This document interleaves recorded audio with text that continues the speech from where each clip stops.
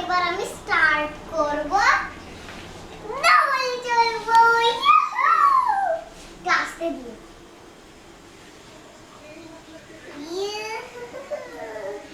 কেমন লাগছে? তোমার টটটা কিন্তু পড়ে যাচ্ছে। তাও পড়ুগা, কিছু হবে না, তো পুতুল না। তো পুতুল হয়েছে তো কি হয়েছে? ও যদি পড়ে যায় তখন কিছু হবে না।